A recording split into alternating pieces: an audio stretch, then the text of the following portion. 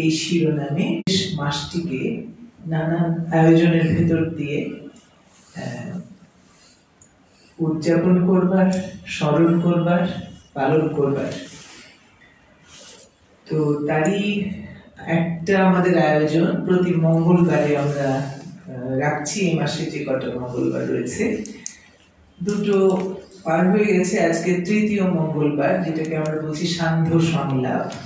সান্ধ্য সংলাপ আমরা বিশেষ কোনো একটা বিষয় নিয়ে, যারা এই বিষয়ে বলবার জানবার এখতিয়ার রাখেন, কাজ করেছেন দীর্ঘদিন, এমন বিশেষ মানুষদের কথোপকথন শোনার, তাদের ভাবনা শোনার জন্য একটা আয়োজন করছি। আজকে সান্ধ্য সংলাপের তৃতীয় পর্ব। এই তৃতীয় পর্বে আজকে আমাদের দুজন অতিথি আছেন এবং আমরা তাদের দুজনের কথোপকথনই শুনব। আজকে আমরা সাধারণত হয় যে অন্যদের আমরা কেউ সঞ্চালনা একজন করে কথা বলবার সময়, আজকে সেটা করতে চাই না। আজকে আমরা চাই যে তাদের দুজনের কথোপকথন হোক এই প্রসঙ্গ নিয়ে, আমাদের মুক্তিযুদ্ধ, আমাদের চলচ্চিত্র। তারা দুজনই চলচ্চিত্র নির্মাতা, তারা দুজনই লেখক এবং তারা দুজনে অত্যন্ত সক্রিয়ভাবে নানান এই সমাজ ভাবনার ভেতরে সক্রিয় মানুষ। তো তাদের ভাবনা আজকের দিনে এসে, এই একটা পরিবর্তিত সময়ে 2024-এর পরে 25 সালে এসে, যখন আমাদের মুক্তিযুদ্ধ এই শব্দমালা, এই প্রসঙ্গটাই ভীষণ রকমের একটা কি বলবো ধাক্কার মধ্যে পড়ে গেছে, এইরকম বলে বোধ হচ্ছে মানুষের। এর চেয়ে দুর্ভাগ্যজনক আর কিছু হয় না। একটা জাতি যখন আসলে একটা স্বাধীন দেশ পায়, একটা যুদ্ধের ভেতর দিয়ে লক্ষ লক্ষ মানুষের প্রাণের বিনিময়ে, নানানভাবে তাদের ত্যাগের বিনিময়ে, তারপরে সেই রকম একটা অবস্থায় পড়া যেতে পারে, এটা অকল্পনীয়। যাই হোক, এই বাস্তবতায় দাঁড়িয়ে আসলে আমরা একটু পেছন ফিরে দেখবার জন্য আজকে আমাদের দুই বিশেষ অতিথিকে এখানে আমন্ত্রণ জানিয়েছি, যে আমরা আমাদের মুক্তিযুদ্ধকে কিভাবে আমাদের চলচ্চিত্রে, আমাদের পরবর্তী প্রজন্মদের জন্য আসলে ক্যামেরাবন্দি করেছি বা করার কথা ভেবেছি। এই বিষয়টা নিয়ে একটু তারা যদি কথা বলেন দুজনে, যাতে করে আমরা একটু শুনতে পারি। তবে আমি নিশ্চিত নই যে তারা কথা বলার সময় তো অনেক বড় ক্ষেত্র, সমস্ত ক্ষেত্রটা মিলিয়ে বিচরণ করবেন নাকি কিভাবে করবেন সেটা তাদের উপরেই ছেড়ে দিচ্ছি। আমি তাদের দুজনকেই প্রথমে এখানে চলে আসবার জন্য আমন্ত্রণ জানাচ্ছি। শামীম আক্তার, শামীম আপা চলে আসেন এখানে, এবং জাহাঙ্গীর ভাই, ডক্টর মোহাম্মদ জাহাঙ্গীর হোসেন।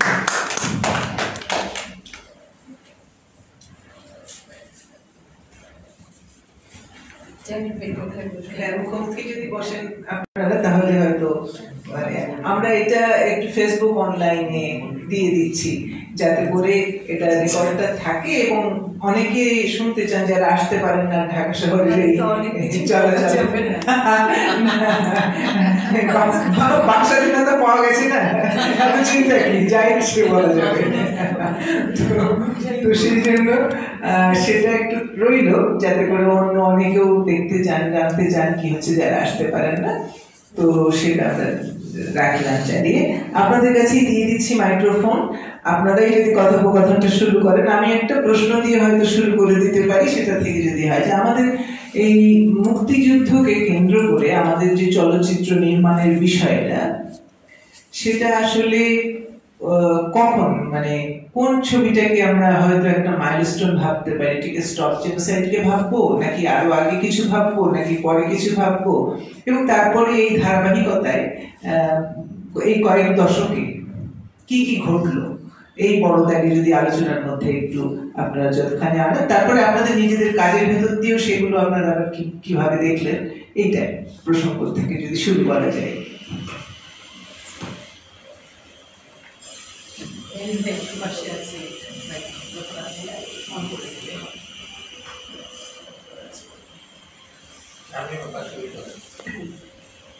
না, আমি শুরু করবো কি, যেভাবে শুরু করার কথা ভেবেছিলাম। হ্যাঁ, যে মানে আমরা তো 52 আর 24কে মনে রাখতে চাইছি, তো সেখানে 71 হারিয়ে যাচ্ছে। তো সেটা কি আরো অতলে যাবে, নাকি আমরা তাকে উদ্ধার করবো? ধন্যবাদ যে উদ্ধারের একটা প্রক্রিয়ায় এই প্রথমবার অনেকদিন পর আমরা মুখোমুখি হচ্ছি ৭১কে স্মরণ করতে। খুব মানে সহজে তো কথাগুলো বলা হয় না ৭১ নিয়ে, বলতে গেলেই তো অনেক রকম বিড়ম্বনা। সেই জায়গা থেকে যখন আমাকে রানা ফোন করলো তখন আমার মনে হয়েছিল যে রানা কিসের জন্য আয়োজন করছে। আচ্ছা যাক, তবুও ভালো একটা সুযোগ ঘটবে। আবার বোধ হয় যে কথাগুলো সারাক্ষণ মনের মধ্যে নিরন্তর যেটা ওঠা, মানে প্রতি দিনই প্রতি ক্ষণেই যেটা মনে হয় যে কিছু একটা ভাবতে গেলে তো ৭১ চলে আসে, কিছু একটা লিখতে গেলেও তো ৭১ চলে আসে, কিছু একটা মানে সব কিছুই। তখনই মনে হয় যে আমি বোধ হয় থমকে দাঁড়াতে হয়, ভাবতে হয় যে আমি কি এই কথাগুলো আদৌ ৭১ নিয়ে যেভাবে ভাবছি। জানেন ভাই, এটা আপনি জানেন না আপনি কীভাবে, সেটা হলো গিয়ে যে আমি কি মানে প্রতিক্ষণ যেটা আমার মধ্যে কাজ করছে তাকে কি করে আমি ভুলতে পারি। কারণ এই মানে ওই সেই ৭১ যারা দেখেছেন তাদের জন্য ধাপে ধাপে, এই যেমন একটু আগে যে দেখলাম আমরা ফেরদৌসী আপার, এত সুন্দর একটা মানুষ ভাবা যায় না, সব দিক থেকে সুন্দর এবং আমার খুব প্রিয় মানুষ এবং খুব ভালোবাসার মানুষ। এই উনি আরো স্মরণ করে দিলেন অনেক কথাই, হ্যাঁ অনেক কথাই বলতে গিয়ে কিন্তু বলতে পারেননি। হ্যাঁ, সেটা সম্ভব না। যেটা বলছেন আপনি যে তিনি কথাগুলো বলতে পারেননি, সে কথাগুলো আমরাও বলিনি, আমরাও যেন তাদের মানে বাঁচিয়ে দিয়েছি।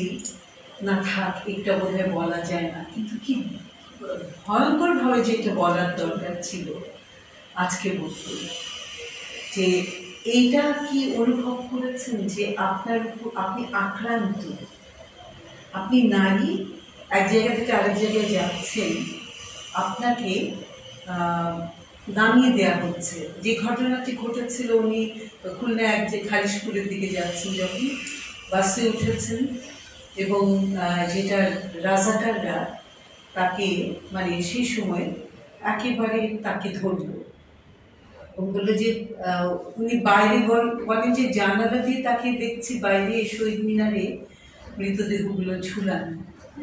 মৃতদেহ কিছু মানে কাউকে পানিশমেন্ট দেওয়া হয়েছে ওখানে ঝুলিয়ে রাখা, এবং সেটা দেখে উনি না বোধহয় আটকে উঠেছিলেন এবং নেমে যেতে চেয়েছেন যে না কি জানি কি হয়, ঠিক তখনই ওনাকে বলেছিলেন। তা এই যে ঘটনাপুঞ্জগুলো এবং তারপরে উনি যেভাবে অবমাননা মর্যাদাহীনতার যে শিকার হয়েছেন, সেই যে ঘটনাপুঞ্জ, এই কথাগুলো আমরা কখনোই বলিনি। আমাদের রোজকার যে বেঁচে থাকাটা কেমন ছিল ৭১ বলিনি। হ্যাঁ, এখন যখন বলতে ইচ্ছে করে তখন বলতে পারি না। তো যাই হোক, আপনি যেটা বলছেন আমার প্রসঙ্গে আসবো। আমরা আবার একটা ভয়ঙ্কর সময়ের মধ্যে পড়ে গেছি। আমার সেই ৭১-এর সময়টাকে আমার প্রতি মুহূর্ত স্মরণ করতে হচ্ছে, মনে করিয়ে দিচ্ছি। যেমন দম বন্ধ অবস্থায় ছিল আমি, তখন তো ক্লাস 7 থেকে 8-এ উঠেছি।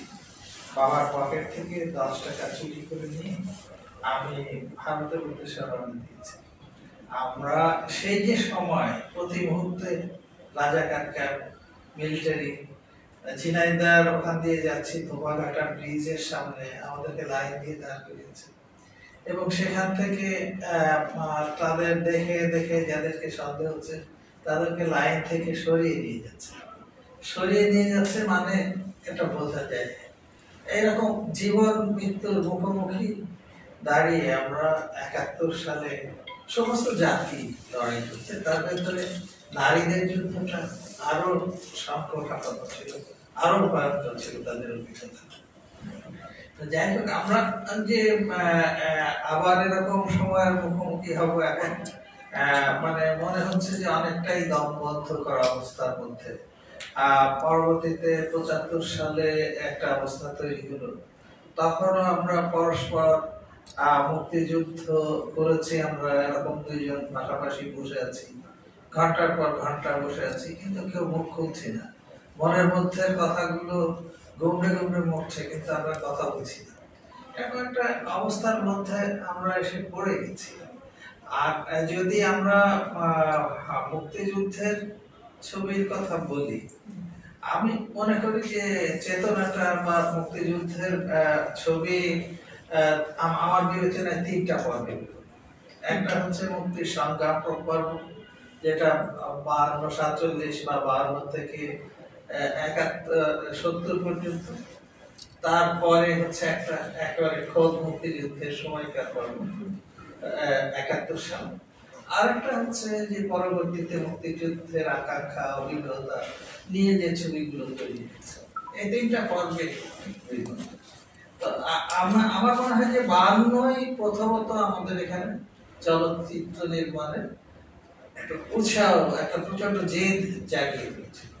না হলে আমরা দেখলাম যে 52 মাত্র 4 বছর পরে 1956-57 সালে এসে আমরা দেখলাম যে মূর্খ মুখোশ তৈরি হয়েছে। তার প্রেক্ষাপটটা কি ছিল? প্রেক্ষাপটটা ছিল পাকিস্তানিরা বলতো যে এদেশ হচ্ছে বৃষ্টি কাদার দেশ, এই দেশে ফিল্ম ভালো থাকে না, এই দেশের মানুষ সিনেমা জানে না, সুতরাং এখানে ছবি করা সম্ভব। একজন সেটাকে চ্যালেঞ্জ হিসেবে দিলেন এবং তারা করে দেখালেন যে এখানে ছবি তৈরি করা সম্ভব।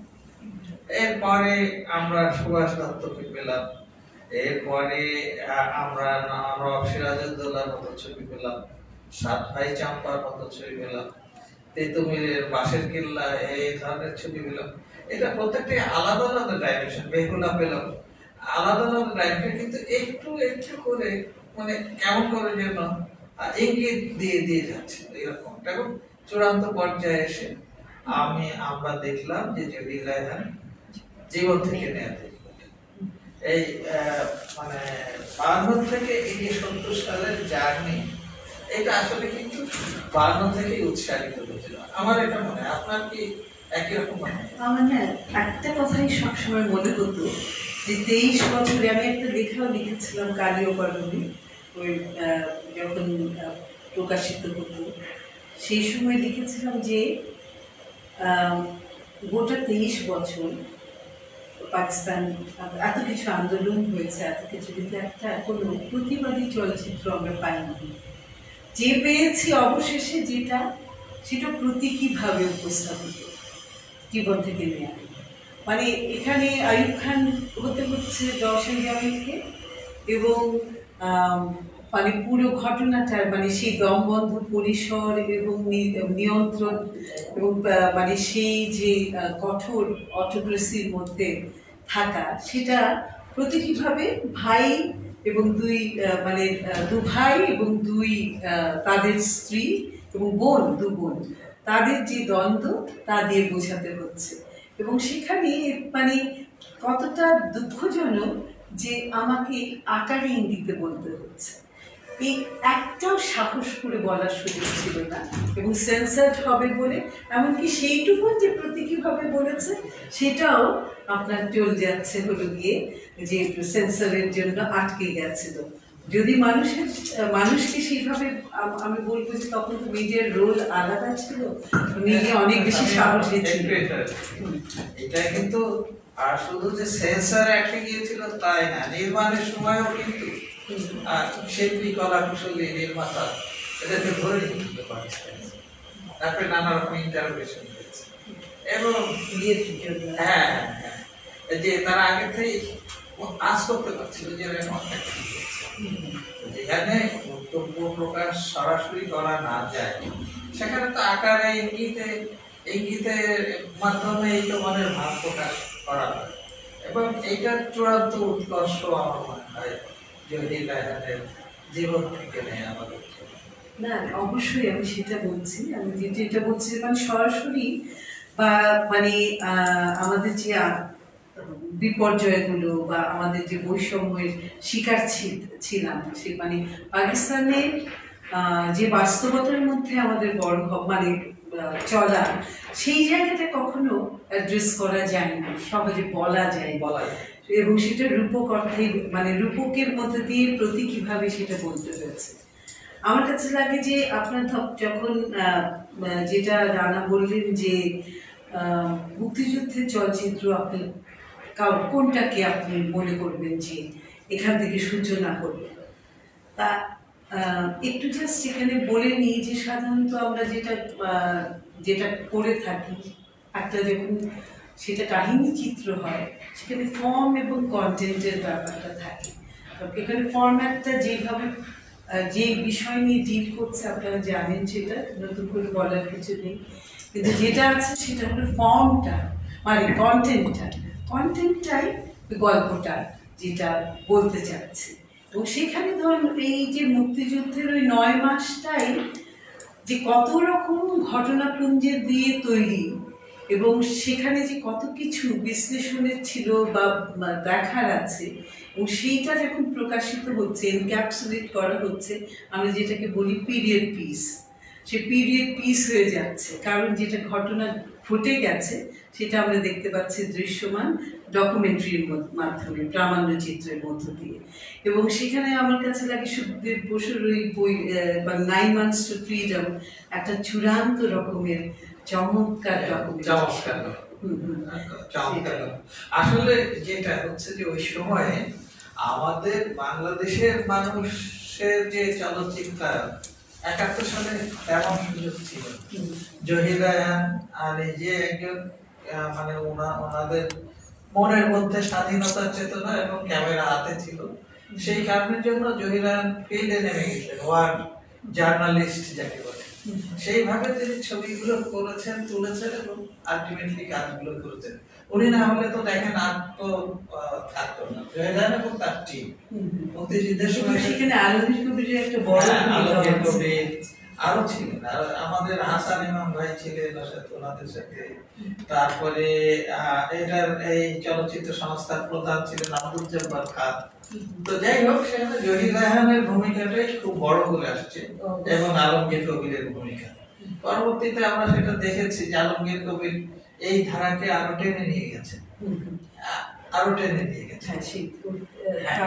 আরো দুটো যে যুদ্ধগুলো যেগুলো সেগুলো মানে তখন ট্রেনিং পাচ্ছে, যে তার আগে তো যে বিপর্যয়টা মানে শুরু হচ্ছে, যে আমরা যেটা বলতে চাচ্ছি হলো গিয়ে ডকুমেন্টেশন, মানে ডকুমেন্টারিগুলো আমাদের খুব সমৃদ্ধ কিছু ডকুমেন্টারি আছে। যেটা আমি বলবো যে মুক্তির গান, আমার কাছে লাগে যে ওই একটি ছবি দিয়ে যে একটা মানে পুরো মানে অসম্ভব আলোড়ন সৃষ্টি করে। শুধু যে ওইটা ফর্ম এবং কন্টেন্টের একদম সমৃদ্ধ বলবো শুধু তা নয়, অনেক বেশি ভাবায়। এবং এখানে যে কি ধরনের মানে ওই কাহিনীটা নিয়েছেন, ওখানে কিভাবে তারা করছেন, কাজটি করছেন একটি দল, সেটা এত চমৎকারভাবে উপস্থাপিত, সেই জায়গাটাই আর বলছি যে আমি সেই কথাটা বলছিলাম স্বামী আব্বা, যে ওই সময় যারা আমাদের বাঙালি নির্মাতা ছিলেন তারা স্ট্রাগলের মধ্যে এমন ভাবে বিপর্যস্ত ছিলেন যে তাদের পক্ষে ওরকম মানে ডিটেইলিং এর কাজ করা খুব দূর ছিল, করতে পারেনি। একমাত্র জহির রায়হান এবং তার টিম পেজের ছবিগুলো তুলেছেন। আর এর বাইরেও বিদেশের যারা নির্মাতা, যেমন সুখদেব, তারপরে ইভেন ঋত্বিক ঘটক একটা ছবি করেছে, তারপরে হচ্ছে জাপানের উনি একটা ছবি, কিন্তু ওইটা তো আবার পোস্ট ওয়ার, হ্যাঁ পোস্ট ওয়ার। তারপরে এই যে লেভিনের যে ওইটা করলেন। তারপরে বিভিন্ন টেলিভিশন চ্যানেলগুলো, ইউরোপের চ্যানেলগুলো, আমেরিকান চ্যানেল এবং অন্যরা, কিন্তু ওই সময় তাদের যে কাজগুলো সেইগুলোই আসলে মুক্তিযুদ্ধে, তারপরে ইন্ডিয়ান ফিল্ম ডিভিশনের যে কাজগুলো, ফুটেজগুলো, সেইগুলোই বরঞ্চ একটা পূর্ণাঙ্গ ধারণা দেয়। আর জহির রায়হানের কাজটা তো অসাধারণ, মানে পৃথিবীর অন্যতম সেরা প্রামাণ্য চলচ্চিত্রগুলোর মধ্যে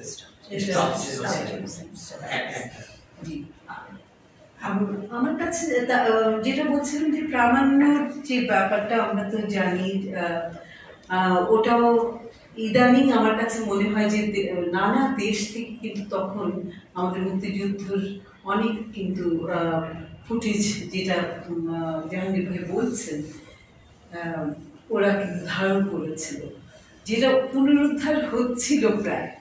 মানে ইদানিং কিছুদিন আগে পর্যন্ত পুরনো অনেক ফুটেজগুলো কিন্তু চলে এসেছিল, ইউটিউবেও দেখছিলাম আমরা, সে জয়েস পেলে, তারপরে মানে নানা রকম জায়গা, মানে রাশিয়ান মানে তখন সোভিয়েত যাদের টিমের তোলা, তারপরে যদি আমরা বলি খালেদস বর, তারপরে আরো অনেক, সুখদেবটাই আমার কাছে মনে হয় সবচেয়ে মানে দারুণ একটা বিশাল বড় দীর্ঘ একটা চলচ্চিত্র, যেটা অবশ্যই বারবার দেখলে পারেও মানে তার একটা আবেদন অন্যরকম।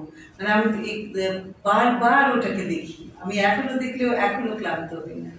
আমাদের মুক্তিযুদ্ধের চলচ্চিত্রের একটা বিশাল স্টক আমরা জহির রায়হানের সাথে সাথে আসলে হারিয়ে ফেলেছি। উনি যে ইউনিট নিয়ে কাজ করছিলেন, মুক্তিযুদ্ধের পর ওনার যে প্রোডাকশন ম্যানেজার ছিলেন, উনি এইগুলো নিয়ে ভারত থেকে বাংলাদেশে আসছিলেন, জহির রায়হান অ্যারেঞ্জমেন্ট করছিলেন। কিন্তু উনি যখন বগুড়া অতিক্রম করছিলেন, তখন খবর পেলেন যে জহির রায়হান অলরেডি নিখোঁজ হয়ে গেছে। তখন ভয়ে তিনি আর এদিকে অগ্রসর হননি, যার ফলে জহির রায়হান তো এসেছিলেন অগ্রবর্তী দল হিসেবে মুক্তি বাহিনীর সাথে এসে ঢাকায় বিজয় উল্লাস করবেন এবং চিৎকার করবে সেই জন্য। কিন্তু এই 9 মাসের স্টপ জেনোসাইড ছাড়াও তিনি যুদ্ধের যে প্রত্যক্ষদর্শী বিভিন্ন যুদ্ধক্ষেত্রে যে ফুটেজ সংগ্রহ করেছেন, সেই ফুটেজগুলো আমরা কখনই পাইনি। কিছুটা পরিপূরক হতে পারে যে ইন্ডিয়ান ফিল্ম ডিভিশনের, কিন্তু আমাদের দৃষ্টিতে ইন্ডিয়ান ফিল্ম ডিভিশন তারা তাদের দৃষ্টিভঙ্গিতে দেখেছে, কিন্তু আমাদের নির্মাতাদের দৃষ্টিতে যে দেখা যে সমস্ত ফুটেজ, সেইগুলো আমরা কখনো পাইনি। এটা একটা বড় ক্ষতি হয়ে গেছে। এটা একটা আছে যে আমরা ধরেন তারা ভাগ্যিস ওগুলো সংরক্ষণ করতে পেরেছিলেন, আর আমরা যে ধারণই করতে পারিনি 71-এর যে দিনগুলো অতিবাহিত হয়েছে এবং যেই মানুষগুলোকে হারিয়েছি, তাদের যে গল্পগুলো, তাদের যে ঘটনাপুঞ্জ, সেগুলো তো আমরা ধারণই করতে পারিনি ওই সময়। ভাবাই যায় না। দেশ যখন আসলে সংকটের মধ্যে পড়ে, তখন তো সুকুমার ভিত্তিক চর্চাটা সেকেন্ডারি ইস্যু হয়ে দাঁড়ায়। ব্যাপারটা সেরকম, যেমন দেখেন যে বাংলার মাছসন্ন্যায়ের কথা আমরা জানি, ওই সময়ের কোনো শিল্প সাহিত্য বা সংস্কৃতির কথাই খবরই আমরা জানি না। তখন প্রতিনিয়ত আশঙ্কা, জীবন আশঙ্কা, রাজা হচ্ছেন আবার পরদিন নিহত হচ্ছেন, এবং সাধারণ মানুষের কোনো নিরাপত্তা নেই, কেউ স্ত্রীকে নিয়ে অন্যত্র যেতে পারেন না, চুরি হয়ে যায়, এরকম একটা অবস্থা ছিল। ওই সময় কিন্তু আমরা কোনো শিল্প সাহিত্যের বা সুকুমার বৃত্তির কোনো চর্চা দেখি না। আবার আমাদের মুক্তিযুদ্ধের সময় আমাদের যারা প্রতিভাবান লোক, লেখক, তারা যে সাহিত্য চর্চা করবেন, সুকুমার বৃত্তির চর্চা করবেন, সেই রকম অবস্থায় তারা ছিলেন না, যার ফলে এই বিষয়গুলো কিছুটা অবকাশ ছিল যারা আমাদের দেশে, আমাদের বাইরে ছিলেন, যেগুলো পরবর্তীতে আমাদের কাছে এসছে। আর জহির রায়হানের কথা আসলে, জহির রায়হান, আলমগীর কবির, এদের কথা আসলে ব্যতিক্রম। এরা ওই মৃত্যুর মুখোমুখি দাঁড়িয়েও এই জিনিসগুলো চিন্তা করছে, সেই জন্য আমরা আমি এখনো যেটা সবসময় থেকে যাই, সেটা হলো কি, যখন কেউ প্রশ্ন করে যে আমরা তো তখন নিজেদের বাড়িতে থাকতে পারিনি, পালিয়ে পালিয়ে বেড়াতে হচ্ছে বিভিন্ন জায়গায়, তা বলে যে মানে ঠিক করে অনুধাবন করতে পারে না, বিশেষ করে এই পরবর্তী প্রজন্মের ছেলে মেয়েরা, যে কি ধরনের বাস্তবতার মধ্যে আমরা ছিলাম এবং কতটা নিষিদ্ধ একটা, মানে নিষিদ্ধ অধ্যায় হয়ে গেছে 71-এ যারা দেশের মধ্যে ছিলেন, তারা যারা ছিলেন, এবং প্রতিনিয়ত আমরা উৎকর্ণ থাকতাম, যেখানেই থাকি না কেন, কোনো একটা জায়গায় কোনো একটা ছোট্ট গুলির শব্দ পেলেও কিন্তু উচ্চকিত হতাম, আর যখন মুক্তিযোদ্ধারা শুরু করলেন তখন ওটা ধরে নিতাম যে এটা কোনো মুক্তিযোদ্ধা কেউ নিশ্চয়ই কোথাও একটা কিছু হচ্ছে, জানি নিহত হচ্ছে, কিন্তু আমি আশার আলো দেখি। আমি আমার অভিজ্ঞতার কথা বলি। আমি তো বললাম যে তখন ক্লাস 7 থেকে 8 উঠেছি 1971 সালে। তার আগ পর্যন্ত আমার অবস্থা ছিল যে ঘরের বাইরে মানে সন্ধ্যা লাগলে ঘরের বাইরে বেরোতেই গা ছমছম করত, এবং কারো একজনকে সাথে নিয়ে এই পেশাব করা বা এই সমস্ত প্রাকৃতিক এসের জন্য বাইরে যাওয়া, মানে সর্বক্ষণ এত ভীতু টাইপের ছিল। কিন্তু যখন আমরা যুদ্ধে গেলাম আমরা তখন ভয় শূন্য হয়ে গেল, এবং এরপরে মানে কখনো কখনো মানুষের গোয়াল ঘরে, যে বেদসেবা বলে গোয়াল ঘরে থাকা লাগছে, গোরস্থানে থেকেছি, বিভিন্ন জায়গায় লুকিয়ে থেকেছি, যুদ্ধ হয়েছে মানে যুদ্ধ যেখানে পাকিস্তানিদের ক্যাম্প, সেখান থেকে তথ্য সংগ্রহ করেছি। আমি চাই যে ছোট ছিলাম সেই জন্য আমার এই কাজগুলো করতে হতো, কিন্তু জীবনটা তো হাতের মুঠোয় নিয়েই আমরা কাজ করেছি। কিন্তু সেই সময় বিন্দু মাত্র ভয় ছিল না, এবং আমাদের মধ্যে বরং প্রতিযোগিতা ছিল যে কে কত আগে দেশের জন্য জীবনটা দিয়ে দিতে পারে, ভয় শূন্য যে একটা অবস্থা। তারপরে আমি আর কখনো কোনো সিচুয়েশনে ভয় পাই, এইটা হচ্ছে আমার জীবনের অভিজ্ঞতা। সুতরাং মুক্তিযুদ্ধ যেমন আমাদের মধ্যে আতঙ্ক, একটা হন্টিং সিচুয়েশন তৈরি করেছিল, আমাদেরকে অদম্য সাহসীও করে তুলেছিল। না হলে এত বড় মুক্তিযুদ্ধ হতে পারতো না, এবং পাকিস্তানি সেনাদেরকে পরাজিত করা আমাদের পক্ষে সম্ভব হতো না। আমাদের দুর্বলতা হচ্ছে আমাদের পরবর্তী জেনারেশনকে আমরা আমাদের এই কাহিনীগুলো শোনাই না। এমনকি আমি এতই লাজুক এ সমস্ত বিষয়ে, আমি আমার পরিবারের সদস্যদেরকেও, আমার সন্তানদেরকেও এই কথাগুলো বলি যে করেছি মায়ের জন্য করেছি, যুদ্ধের দেশের জন্য করেছি, এটা আমার এত বলার কি আছে। কিন্তু এখন মনে হচ্ছে যে এইটা আমরা হয়তো ঠিক করি, এই কথাগুলো জানানো দরকার। যাই হোক, আমার চলচ্চিত্র প্রসঙ্গে ফিরে আসছে। আপনি নিজে তো একজন চলচ্চিত্র এবং এই ইতিহাস এবং ইতিহাস শাস্ত্রের বিষয়কে কেন্দ্র করে আপনি অনেক ছবি তৈরি করেছেন, বিখ্যাত ছবি তৈরি। তার কথাগুলো যদি একটু বলেন, আপনার ছবিগুলো নিয়ে। মুক্তিযুদ্ধের ছবি তৈরি। হ্যাঁ, ওটা বলবো, তার আগে একটু প্রেক্ষাপটটা বোধহয় আলোচনা একটুখানি ক্লিয়ার করে নিই। সেখানে রানার প্রশ্নের উত্তরটা আগে দিয়ে নিই। সেটা হলো কি, মুক্তিযুদ্ধের যেই ছবিটি আমাকে আলোড়িত করেছিল এবং আমি ভীষণভাবে আপ্লুত হয়েছিলাম, এবং আমি এখন মনে করি খুব গুরুত্বপূর্ণ একটা ছবি, সেটা হলো গিয়ে আলমগীর কবিরের ধীরে বহে। কেন আমার কাছে মনে হয় ওখানে জাহান ভাই, আমি একটু ওটা বলে আপনাকে আপনার প্রশ্ন ঠিক আছে। এই জন্য বলছি, আবার যদি কেউ দেখেন তাহলে বুঝতে পারবেন কেন বলছি।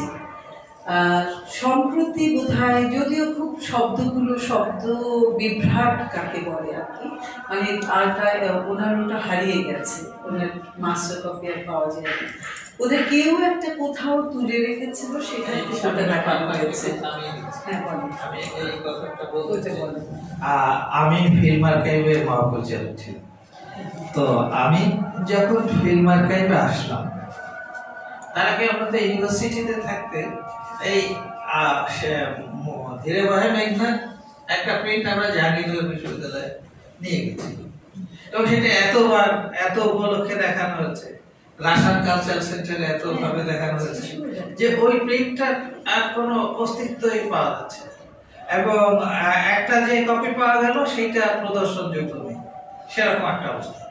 এই অবস্থায় আমি যখন ফিল্ম আর্কাইভের দায়িত্ব নিলাম, তখন আমার কাছে এই বিষয়টা স্পষ্ট হলো যে এই ছবিটা নেই কেন। তখন যে নেগেটিভ ছিল সেই নেগেটিভটাও সংরক্ষণের অভাবে নষ্ট হয়ে গেছে, এবং পজিটিভটাও আর নেই, নষ্ট হয়ে গেছে। তখন আমরা একটা ইসের সন্ধান পেলাম, ভিএইচএস ক্যাসেট পেলাম। সেই ভিএইচএস ক্যাসেট থেকে রেকর্ড করে একটা ভার্সন রাখা হচ্ছে, কিন্তু আমরা সেই ভিএইচএস ক্যাসেটটাও হারিয়ে ফেললাম। কারণ আমাদের একজন মানে আমাদেরই একজন ফিল্ম অ্যাক্টিভিস্ট, তারা খুব ক্ষুব্ধ হয়েছিলেন অন্য আরেকটা ছবি, আব্দুস সামাদের একটা ছবি দেখানোর জন্য তারা আমাদের কাছে গিয়েছিলেন। আমরা মিনিস্ট্রির পারমিশন চেয়েছিলাম, মিনিস্ট্রি পারমিশন দেয় নাই, তাতে তারা ক্ষুব্ধ হয়েছিল। যাই হোক, পরবর্তীতে তারা বলে যে ঠিক আছে, ধীরে ভাই মেঘনার এই VHS ক্যাসেটটা আমাদেরকে দেন, আমরা এটা দেখাই এবং আপনাদেরকে ফেরত দিই, অঙ্গীকার করে এটা নিয়ে গেলেন। তো ওই নিলেন আর তারপরে ওই আগে যে অংশটুকু ছিল ইন্টারনেটে যা পাওয়া যায় এইগুলো দিয়ে একটা পূর্ণাঙ্গ কপি করা হয়েছে, কিন্তু সেখানে হয়তো মিসিং লিঙ্ক থাকতে পারে। মিসিং এর চাইতে যেটা হলো কি, হ্যাঁ শব্দ বিভ্রাটি কতগুলো জায়গায় একদম পড়ে গেছে, হ্যাঁ বোঝা যায় না, সেটা আছে কোনো মতো।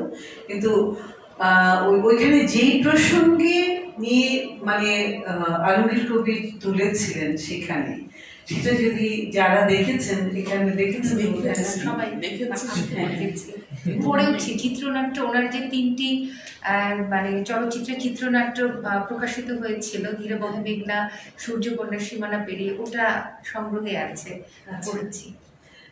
ওই ধীরে বহে মেঘনাটা মানে আমি বলবো যে সময় থেকে এগিয়ে থাকা, আলাদা একটা স্টাইল উনি ওখানে নিয়েছিলেন।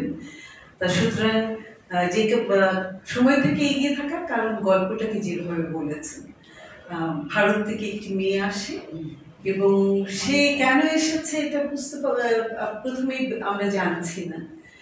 ওর চোখ দিয়ে ও শুনতে পাচ্ছে একটি যে পরিবারের সঙ্গে সে আছে, খুব স্বল্প সময়ের জন্য থাকবে, সে তার পরিবারের যে জার্নালিস্ট তাকে সাদরে নিয়ে এসছে এখানে এবং তাকে ঘুরিয়ে দেখাচ্ছে সেই মানে যুদ্ধ বিধ্বস্ত শহরটা, এবং সেখান থেকে তারা মেঘনায় যাচ্ছে, ওই পরিবারের সঙ্গে বেড়াতে যাচ্ছে, এবং ওই সূত্রে কিন্তু অনেক কিছুই উঠে আসে ওর মধ্যে দিয়ে, তৎকালীন সময়টা এবং যুদ্ধের সময় কি হয়েছিল, এও মুক্তিযোদ্ধা ছিল।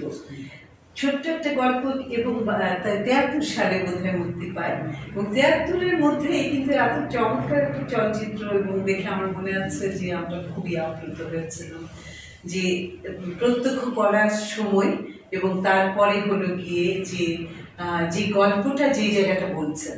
আরেকটু জায়গায় এখানে বলতে হবে, সেটা হলো গিয়ে যে এখানে কতগুলো খুব গুরুত্বপূর্ণ মানে আলমগীর কবিরের কাছ থেকে উনি তো মানে উনি যে ব্লকের বা চিন্তা ভাবনাটা তখন যা ছিল, সেই কনটেক্সট থেকে আমি ভাবতে পারিনি যে উনি এত বোল্ড একটা মানে জায়গা নেবেন, এবং উনি ওনার মতো করে রাজনীতিটা যেভাবে বুঝেছিলেন সেই কনটেক্সটে কথাটা বলেছেন। এখন আমি সবার কাছে অনুরোধ করবো, এখানে যারা আছেন তারা দেখলে পারে বুঝতে পারবেন আমি কি বলতে চাইছি। না, এখন ওই ইন্টারনেট নিয়ে ভাষা তৈরি করার চেষ্টা করা হচ্ছে, আছে সেটা। কিন্তু কোন ডিজিটাল কপি হয়নি, ইউটিউবে বা কোথাও পাওয়া যাবে, কোথাও সেটা প্রিন্ট না, প্রিন্ট না, ইউটিউবে পাওয়া যাবে, ইউটিউবে বা কোথাও আছে, এটা আপলোড করা আছে কপি, ইউটিউবে আছে। হ্যাঁ, কিছু সম্পূর্ণ ইউটিউবে তো একটু সম্পূর্ণ অংশটা ছিল পেয়েছি, কিন্তু ভাঙা মানে ভেঙে যাওয়া। এবং আলমগীর কবিরের রিয়েলি আরো একটা গুরুত্বপূর্ণ ছবি রূপালী সৈকত, হ্যাঁ, মানে আত্মোপলব্ধির জায়গাটা এত স্ট্রং। তবে আমি একটু দৃষ্টিপাত করতে চাই মুক্তিযুদ্ধের বাংলাদেশে নির্মিত প্রথম ছবিটা, ওরা 11 জন। এখন পরিচালকের পরিকল্পনা ছিল যে সবকিছু অরিজিনাল হতে হবে, মানে যে অস্ত্র ব্যবহার করবে সেই অস্ত্র অরিজিনাল হতে হবে, যে যোদ্ধাদের ব্যবহার করবে সেই যোদ্ধারা অরিজিনাল হতে হবে, যে টর্চার করা হয়েছে সেইটা অরিজিনাল হতে হবে, সেইগুলো এই সমস্ত পরিপ্রেক্ষিতে চাষী নজরুল ইসলামের কাছ থেকে আমি শুনেছিলাম যে এখন রাজাকার ধরা পড়েছে, রাজাকারদের মেরে ফেলা হবে। এখন সেইটা দেখানোর জন্য রাজাকার দুইজন ধরে নিয়ে এসেছে। এখন মানে ইমোশনটা কোন জায়গায় যায়। তো জাহিদ নজরুল ইসলাম আমাকে বলেছে যে আমি সেই জায়গা থেকে শুনে এসেছি যে না এটা করা যাবে না। মানে ওই যে খসরু যে টিমটা ছিল, এই টিমটা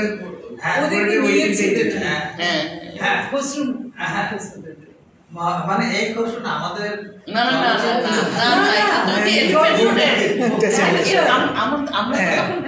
আমরা এনাদের নামটা খুব ফেমাস। তারপরে এই জন্য মানে ওইভাবে অভিনয়টা পাওয়া যায়। না, ওনারা তো অভিনেতা না, ঘটনার মধ্য দিয়ে যে বর্বরতা, যে বিভৎসতা দেখেছে, যে ধ্বংসযজ্ঞ দেখেছে, সেইটা ওনাদের যে অভিজ্ঞতা সেইটা দিয়ে ওরা এই কাজটা। কিন্তু তখন তো প্রকৃত রাজাকার পাওয়া যেত, এখন তো পাওয়া যাবে না। এখন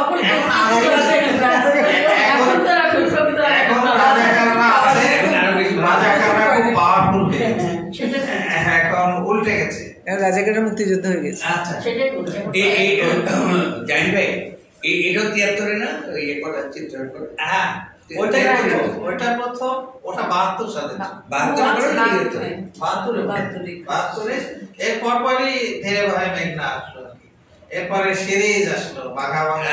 আপনি যে সিনেমাটার কথা বললেন এটা কি সূর্যস্নান? কোনটা? আব্দুল সামাদের যে সিনেমাটার কথা বললেন না না, আরো পরে সূর্য স্নান না, ওটা সূর্য সংগ্রাম, সূর্য সংগ্রাম, সূর্য সংগ্রাম, তারপরে সূর্য স্নান। সূর্য স্নান আগে, আমি সূর্য স্নান কিন্তু সালাউদ্দিন সাহেবের না, আব্দুল সামাদের না না জানি না, না সালাউদ্দিন সাহেব আরেকজন। সালাউদ্দিন কিন্তু চলচ্চিত্রকার সালাউদ্দিন, উনি ওই যে রূপবান করেছেন, সবচেয়ে বাণিজ্য উনি পরে রূপবান করেছেন। শুধু সংগ্রাম এই ছবিটা দুর্দান্ত ছবি। কোনটা? সংগ্রাম। হ্যাঁ, ওইটা জিয়াউর রহমান। তারপরে খানাতুর রহমান, আবাদুর রহমান। হ্যাঁ, আমাদের গৌরবের জায়গাও যেমন আছে, আবার গ্লানির জায়গাও আছে এই চলচ্চিত্র তবে এই মুক্তিযুদ্ধের যে ফলে আমরা যে স্বাধীন দেশ পেলাম, নতুন দেশ পেলাম, সেই জন্য চলচ্চিত্রের ভেতর দিয়েও কিন্তু একটা নতুন সম্ভাবনার ইঙ্গিত আমরা পাচ্ছিলাম। সুপ্রভাত, তার এক পালক, তারপরে যেটা দেখলাম সূর্য দিগল বাড়ি, এই সমস্ত ছবিগুলো তো আসবে। আবার পোস্ট ওয়ারের জন্য আমি জাকির ভাইয়ের ছবিটাকেও গুরুত্ব দেবো, ঘুরটি কিন্তু আপনার পরবর্তী যারা যুদ্ধ থেকে ফেরার পরে যে তারুণ্য এবং যে অস্থিরতা, হ্যাঁ অনেকটা মানে ঠিক মানে তারা তো টকবকে তরুণ ছিল যখন গেছে, তারপরে ফিরে আসার পরে সেটা নিয়েও আমার মনে হয় চলচ্চিত্র ঠিক সেইভাবে হয়নি, যদিও করার চেষ্টা হয়েছে।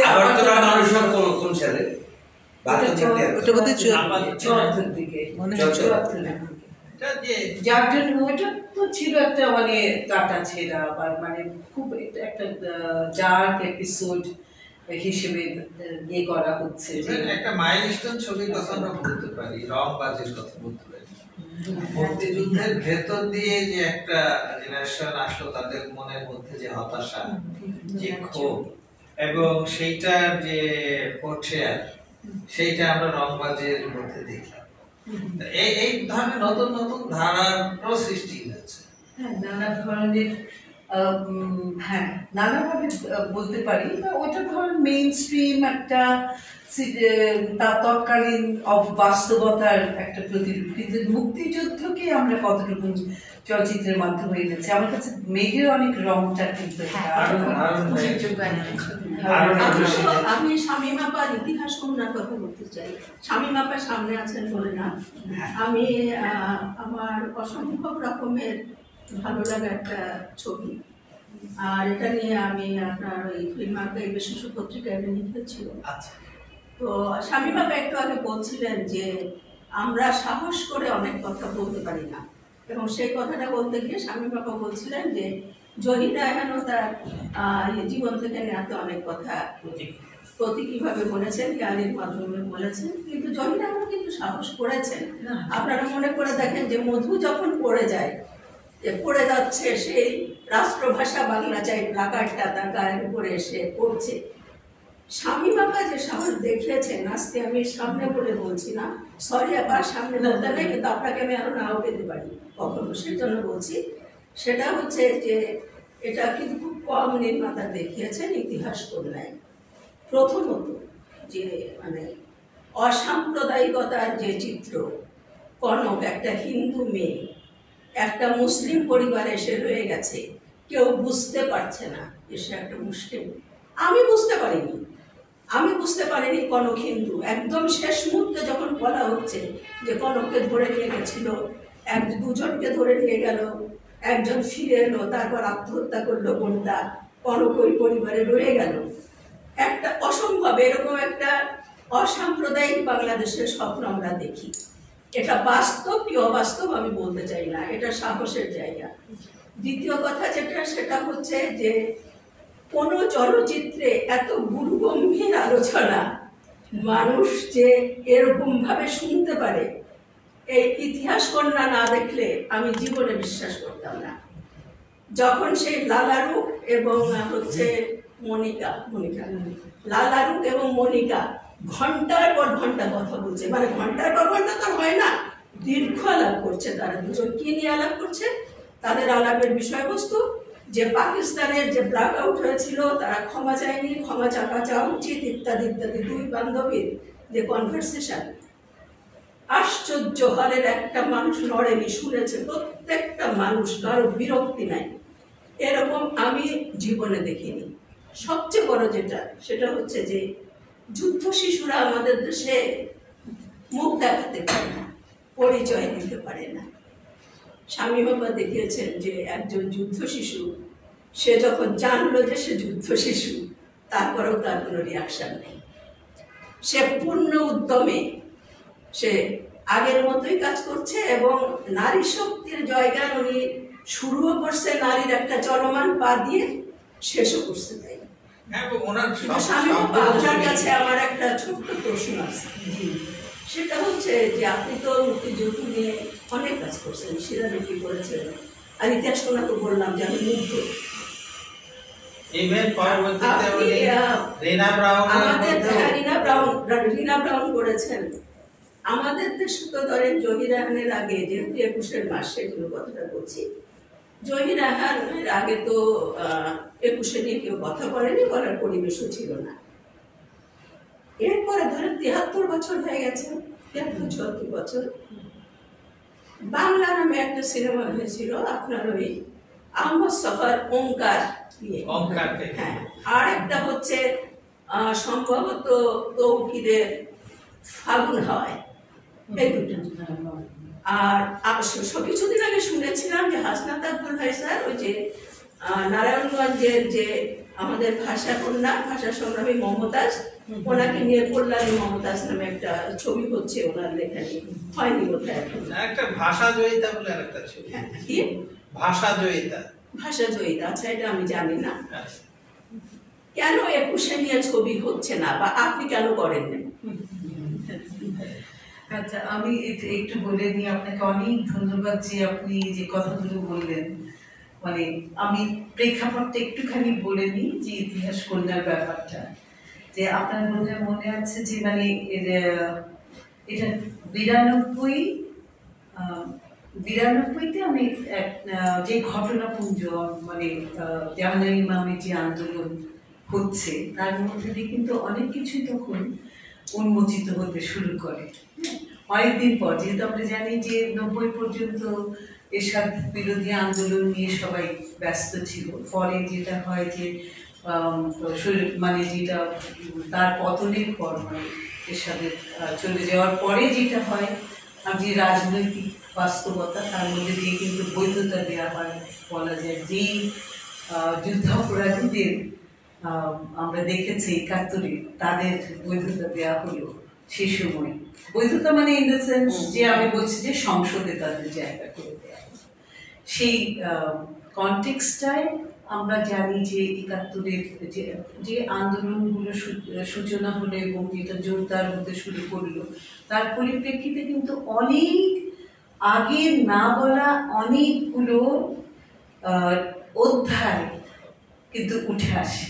যদিও তখন একটা খুব ভয়ঙ্কর একটা সাম্প্রদায়িক বাস্তবতার মধ্যে দিয়ে আমরা যাচ্ছিলাম, এই জন্য আমরা যদি মনে করি যে তখন কিন্তু মানে নানা ধরনের প্রশ্ন তোলা হচ্ছিল এবং সাম্প্রদায়িক প্রসঙ্গগুলো খুব অ্যাকিউট হয়ে উঠছিল। এবং আমরা জানি যে ওই সময় জুতোর মালাও দেওয়া হয়েছিল, কিন্তু মানে পত্রপত্রিকা রিপোর্টেড হয়েছে মুক্তিযোদ্ধার গলায়। এবং সেই সময় কিন্তু আমরা দেখেছি যে তাসলিমা নাসরিনও দেশ ছেড়েছে এবং ক্রমাগত উত্থান হচ্ছে। এবং ওই সময় একটা ডকুমেন্টারি করেছিলাম আমি, সেটা হলো গিয়ে আইন ও সালিশ কেন্দ্র। তখন ওরা একটা ফান্ড পেয়েছিল অন্য কনটেক্সটে। ওরা বললো যে এই সময় নূরজাহান এবং বিভিন্ন জায়গায় তখন দৌড়া মারা হচ্ছে, এইটা নতুন একটা বিষয় দাঁড়াচ্ছে এবং এইটা নিয়ে কিছু একটা করা যায় কিনা। আমরা যারা প্রথমে ধারণ করে নিয়ে আসলো নূরজাহানের যে ঘটনা ঘটেছিল, যেটা যে গর্তের মধ্যে তাকে দাঁড় করিয়ে রেখে পাথর মারা হয়েছিল এবং তারপর সে আত্মহত্যা করে। ফিরোজা নামে আর একটা মেয়ে, যেখানে একটা হিন্দু ছেলের সঙ্গে ওই চিংড়ি খেলেই কাজ করতো, সেই মানে ওখানে ওদের প্রেম হয় এবং বিয়ে ওরা আয়োজন করে যখন পালিয়ে যাবে বা কিছু, সেই সময় ধরা পড়ে, মেয়েটা মারা যায়। ওকে ধরার মানে ওকে বাড়ি ১০০ ঘা দেওয়া হয়েছিল এবং সে তারপরে মারা যায়। এইসব ঘটনা যখন ঘটছে, তারপরে আরেকটি মেয়ে চাতালে কাজ করতো, তখন তাকে যখন পুড়িয়ে মারা হলো, একটা নতুন ফেনোমেনা আমরা দেখলাম যে চারদিকে ঘটছে। এবং আমরা তখন দেখেছি কিন্তু যে তখন বিভিন্ন ধরনের আজকে যারা মানে শক্তিশালী দল হয়ে দাঁড়াচ্ছে, তারাই কিন্তু সেই সময় মিছিল করছে। এবং তার মানে যখনই একটা মিছিল ঘাতকতা নির্মূল কমিটি করে যেত, তারপরেই কিন্তু আর একটা প্রত্যুত্তরে আর একটা বেরিয়ে আসতো। এরকমভাবে কিন্তু ঘটনাপুঞ্জে হচ্ছিল। সেই কনটেক্সটে অনেক কিছুই বলা গেলেও যেটা বলা যাচ্ছিল না, সেটা হলো পাকিস্তান আবার কিভাবে জাঁকিয়ে বসছে। হ্যাঁ, এই জায়গাটা নিয়ে কিন্তু কথা হচ্ছে।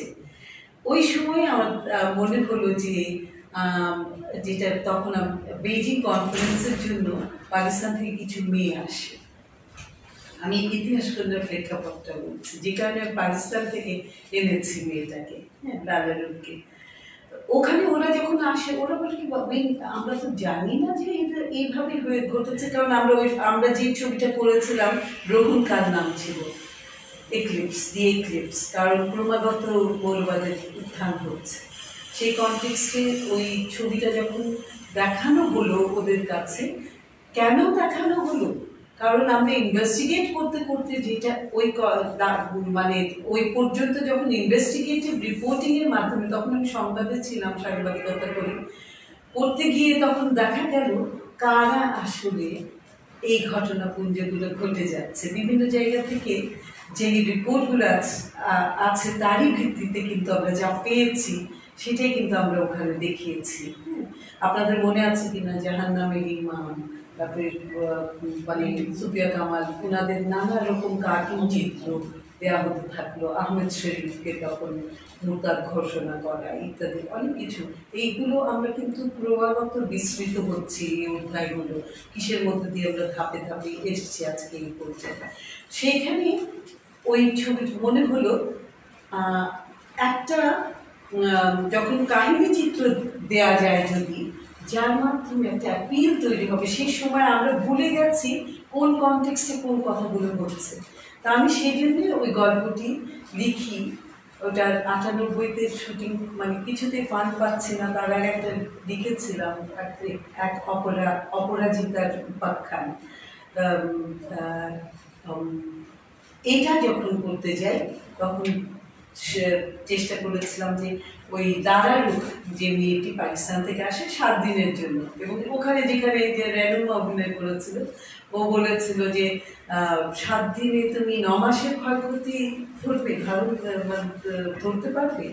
এবং তারপরে সে বিভিন্ন জায়গায় যায়, আপনি ছবিটা দেখলে পারে লিঙ্গার করে কিছুটা, যদিও 2 ঘন্টা 4 মিনিটের ছবিটা অনেক কষ্ট করে আর কি মনে হয়েছে যে না দেখিয়ে দিই যা বলতে চাই। এরপরে যেটা শিলালিপি করি সেটা ছিল আপনার মানে সেমিনা পারভিনের ওনার বায়োপিক। ওই প্রেক্ষাপটটা আমার কাছে যেটা বলছিলাম যে একটা যখন আপনি কন্টেন্ট ধারণ করছেন, কন্টেন্টের কনটেক্সট তো থাকবে, একটা পলিটিক্যাল কনটেক্সট, সোশিয়াল কনটেক্সট, সামাজিক কালচারাল সিচুয়েশনগুলো এগুলো তো থাকবে। সেই কনটেক্সটগুলো যদি মানে আমার কাছে মনে হয়েছে ওগুলো অনেক কিছু বলে দেয়। সুতরাং একটা এত বড় একটা মুক্তিযুদ্ধের প্রেক্ষাপট, ওটাকে আমি ভেঙে টুকরো করে একটা জায়গায় আমাকে আনতে হচ্ছে। তা সেখানে যেটা মানে হচ্ছে যে আমার বুঝিয়ে দিতে হচ্ছে মেয়েটি সিঙ্গেল ওম্যান, তাহলে আমি কিভাবে দেখাবো? তা ওইখানে কনটেক্সটে নিয়ে আসছি, মানে একটু জাস্ট চলচ্চিত্রের জায়গাতে ভাষা থেকে বলছি কথাগুলো, সরি যে মানে যে এটুকু বোঝাতে যে সীমাবদ্ধ হয়ে যে আমরা হয়তো একটা ছবির মধ্যে সব কিছু আশা করি, কিন্তু খুব কঠিন এই জায়গাগুলো বুঝিয়ে তোলা যে ওই ছবিটি কতটুকু কি আনতে পারবে। তা ওখানে যেটা দেখাচ্ছে যে মেয়েটি অনেক রাতে ফেরে, তার ছেলেটি ঘুমিয়ে থাকে, এসে ছোট বাচ্চাটা তার বলে মা তুমি মা আমি ঘুমাতে পারছি না, সে জেগে উঠে বলে। তা মা এসে পাশে যখন শুনছে বলে মা তুমি মাটি নিচে চলে যাবে না তো? বলে কি? তখন আমি যেটা হচ্ছে যে আমি ওইটা আলিজাকের অভিনয় করেছিলেন, দুর্দান্ত একটা অল্প সময়ের মধ্যে ওনার এত প্রিপারেশন এত চমৎকার হয়েছিল ওনার অভিনয়। তা উনি বলছে যে কি আসাদ দাদু বলেছে তুমি নাকি মাটির তলায় চলে যাবে, তুমি সীতা, তুমি মাটির নিচে চলে যাবে। তার আগে আমি স্ট্যাবলিশ করেছি যে আসাদ দাদু সব রকম পড়ে, মানে বেদ, কোরআন, বাইবেল সব কিছু পড়ে, এগুলো তার মানে পৃথিবীর পাঠশালার তারপর ওখান থেকেই গল্পগুলো তার কাছে আসে। তা এই জায়গা থেকেই আমি ওইটা যখন ইন করাই তখন ও বলছে যে কেন আমি কি বোকা নাকি, যে আমি কি সীতা, মানে আমি কি সীতা একটা বোকা, আমি কি বোকা? তখন বলছে না তোমার কত বুদ্ধি জানি না আসাদ দাদু। বলার পরে তখন বলছে না আমি বুঝেছি সীতার চাইতে বোকা।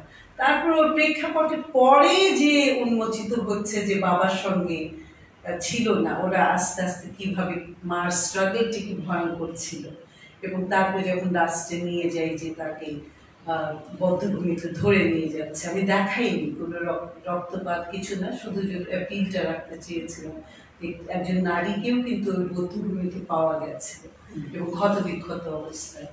তা এই কনটেক্সটগুলি আমি বলছি যে মুক্তিযুদ্ধের ওইটা। আর অনেক ধন্যবাদ আপনাকে যে আপনি আমি নিজেই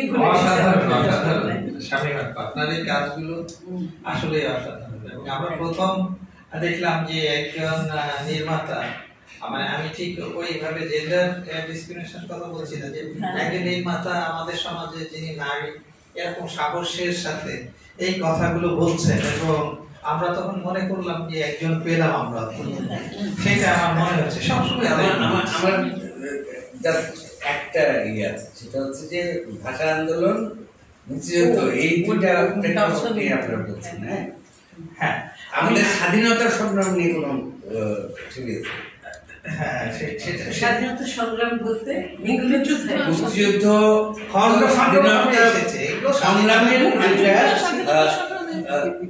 স্বাধীনতা সংগ্রামের পরে মুক্তিযুদ্ধের একটা মুক্তিযুদ্ধ হচ্ছে চূড়ান্ত না, ওটা পুরোটাই না, এটা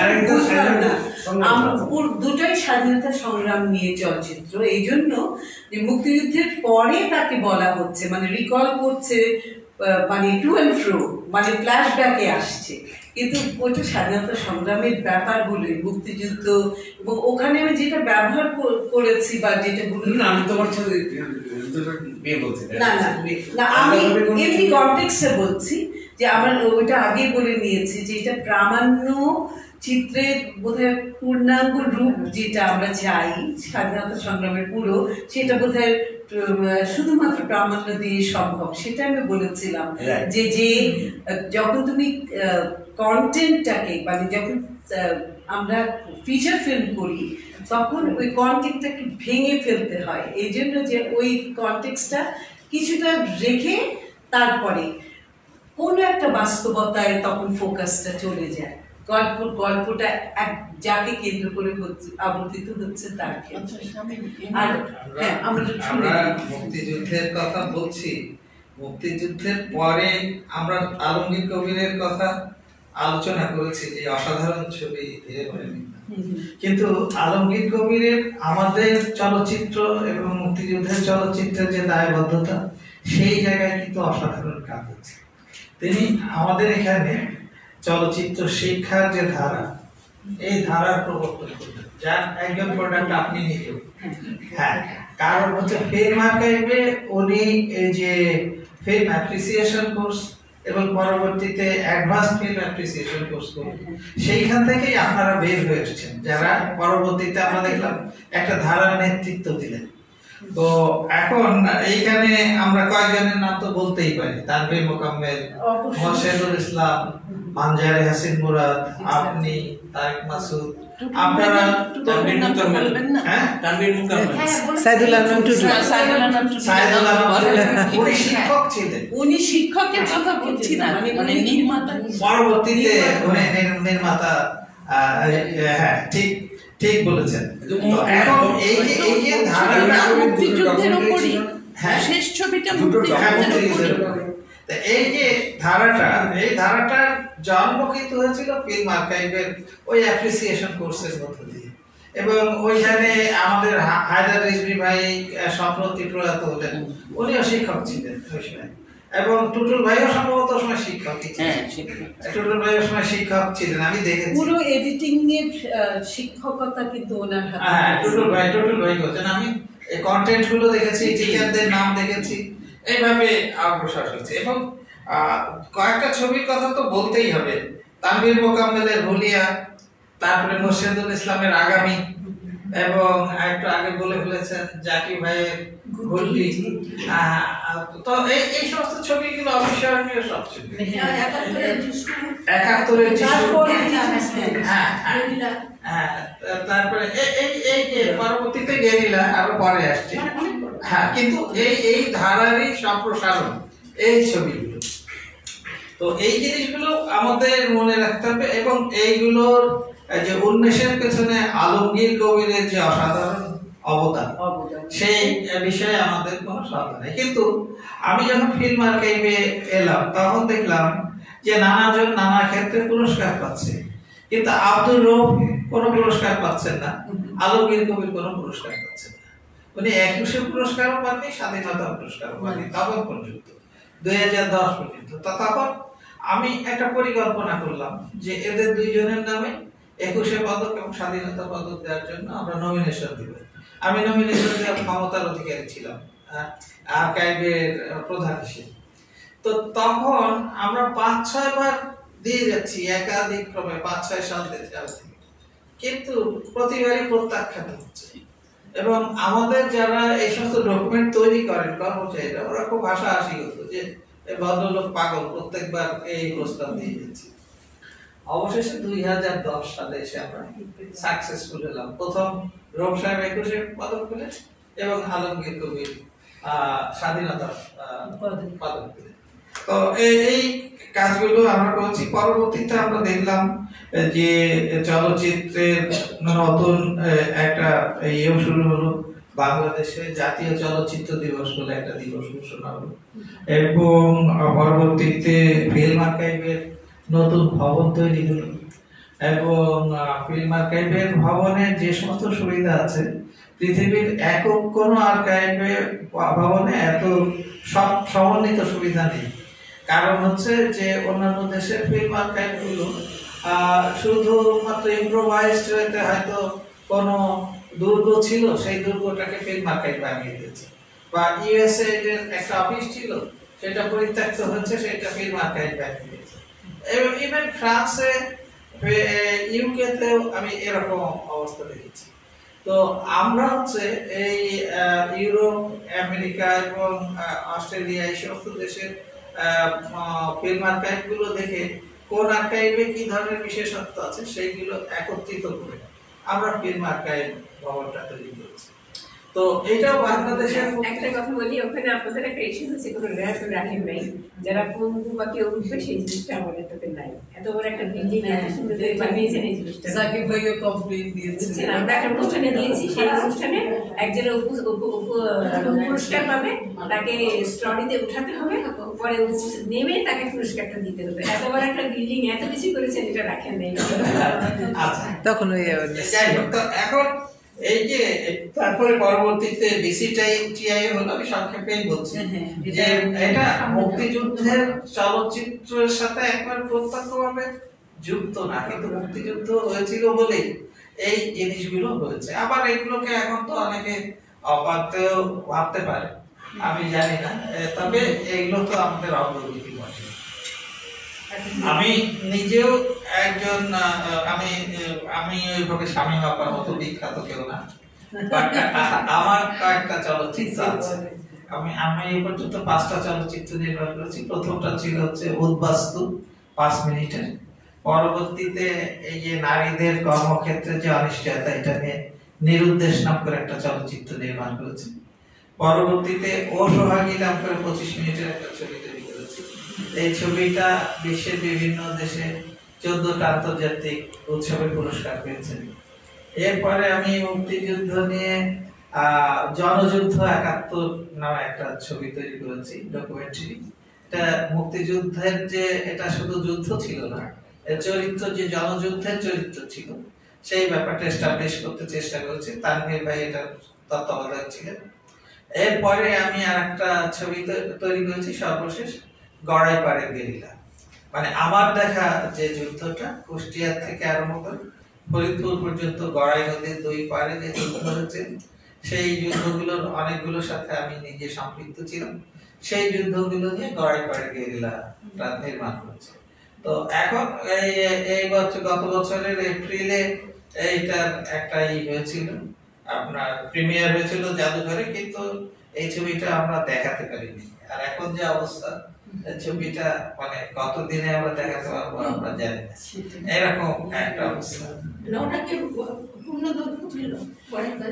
হ্যাঁ, গড়াইপাড়ের গেরিলা পূর্ণ দৈর্ঘ্য, ওটা 1 ঘন্টা 40 মিনিটের ছবি, তবে ডকুমেন্টারি ছবি। তো এখানে আমি ওই যে মানে কুষ্টিয়ায় যে প্রথম প্রতিরোধটা হলো, ওখানে বালুচ রেজিমেন্টটাকে টোটাল ধ্বংস করে দিয়েছিল, এবং সেটা হচ্ছে মুক্তিযুদ্ধের প্রথম 4 দিনের মধ্যে, মানে শুরুর মানে মার্চের 30 তারিখ থেকে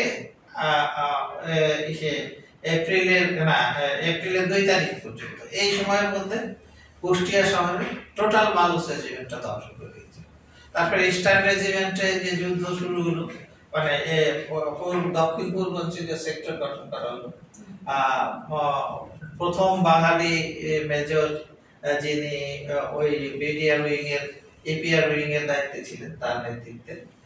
পরবর্তীতে এই যুদ্ধ ছড়িয়ে গেল, এবং শেষ যুদ্ধটা হয়েছিল আমাদের বাড়ি কামারখালী, ডুবাই, মাগুরার এপার ওপার। যখন যশোর ক্যান্টনমেন্টের পতন ঘটলো, তখন মিত্রবাহিনী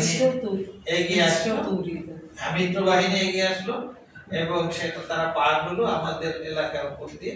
মানে 3 পর্বে যুদ্ধ হলো, বিমান আক্রমণ, তারপরে কিসের মানে নদী পার হলো, মানে আবার হচ্ছে যে ট্যাঙ্ক নিয়ে সামনাসামনি যে হাতাহাতি, এই পর্যন্ত ঘটনাগুলো, এবং যারা অংশগ্রহণ করেছে তাদের তথ্য ইতিহাস নিয়ে আমরা এই ছবিটা তৈরি করেছি।